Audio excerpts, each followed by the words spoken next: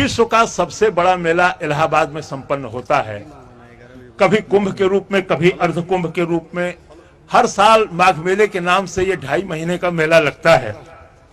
मैंने बचपन में अपने दादा दादी को, माता पिता को इस मेले में आने की तैयारी करते देखा। रेडियो में होने के नाते, इलाहाबाद में होने के नाते लगभग 38 वर्षों तक उस मेले का एक हिस्सा होता रहा। सन 89 के कुंभ में कविता लिखी गई थी। चूंकि अमावस्या के स्नान पर्व पर सर्वाधिक भीड़ होती है, इसलिए इसका नाम ही मैंने अमावस्या का मेला रखा। अब आप कविता देखें और आपको लगेगा कि हर बड़े मेले में भीड़ का चेहरा एक सा ही होता है। भक्ति के रंग में रंगल गांव देखा, धर्म में कर्म में सनल गांव देखा, अगल में बगल में सगल गांव देखा, अमावस्या नहाए चलल गांव देखा। यहू हाथे झोरा वहू हाथे झोरा, या कान्ही पर बोरी कपारे पर बोरा। कि यहू हाथे झोरा वहू हाथे झोरा, कान्ही पर बोरी कपारे पर बोरा, कमरी में केहू कथरी में केहू, रजाई में केहू दुलाई में केहू। कि कमरी में केहू, कथरी में केहू, रजाई में केहू, दुलाई में केहू। कि यहू हाथे झोरा वहू हाथे झोरा, या कान्ही पर बोरी कपारे पर बोरा, कमरी में केहू रजाई में केहू, कथरी में केहू दुलाई में केहू। आजी रंगावत हई गोड़ देखा, हंसत हूँ बब्बा तनी जोड़ देखा। कि आजी रंगावत हई गोड़ देखा, हंसत हूँ बब्बा तनी जोड़ देखा।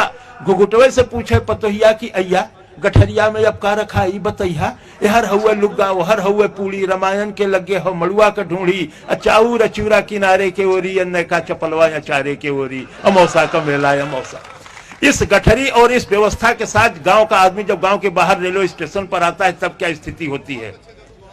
मचल हुए हल्ला चढ़ावा उतारा, मचल हुआ हल्ला चढ़ावा उतारा, खचाखच भरल रेलगाड़ी निहारा। हर गुर्री गुर्रा वहर लोली लोला, अब बिच्चे में हुए सराफत से बोला।